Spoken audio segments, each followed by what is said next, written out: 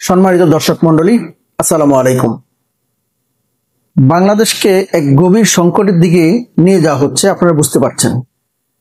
এই ষড়যন্ত্রের সাথে ফ্যাসিবাদী শেখ হাসিনা, আওয়ামী লীগ, ভারত সমন্বিতভাবে বাংলাদেশের বিবদমান কিছু রাজনৈতিক দলের সাথে মিলেমিশে কাজ করছে বলে আমাদের মনে হচ্ছে। অন্তত তাদের কাজের একটা মিল খুঁজে পাওয়া যাচ্ছে। তাদের সেই কাজের মিলটা কোথায়?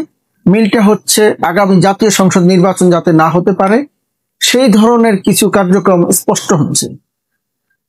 অত্যন্ত দুঃখের বিষয় হচ্ছে যে নির্বাচন কমিশনকে দায়িত্ব দেওয়া হয়েছে গণভোটের বিষয়ে।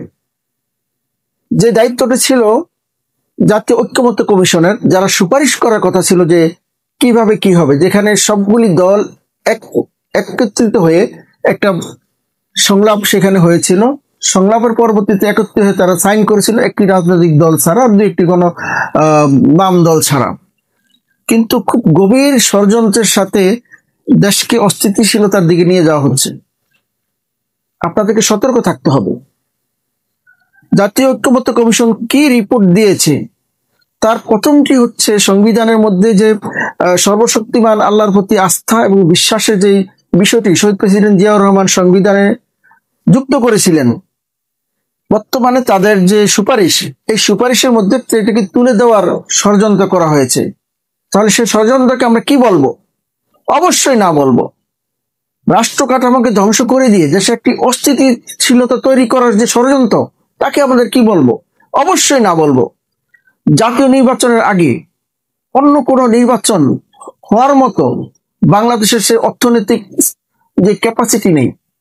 জাতীয় নির্বাচন এবং গণভোট হতে পারে, সেখান থেকে এগিয়ে এনে দেশে একটা অস্থিতিশীলতা তৈরির ভারতের সাথে যে প্ল্যানের সাথে মিলিয়ে যে ষড়যন্ত্র হচ্ছে, তাকে আমরা কি বলবো?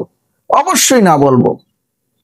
শত শহীদের রক্তে কিনা 24-এর যে গণ অভ্যুত্থান, তাকে আমরা নষ্ট করে যারা দিতে চায়, তাকে অবশ্যই আমরা না বলবো।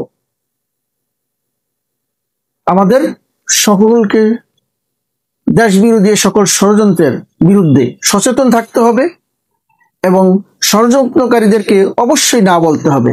না মানে না।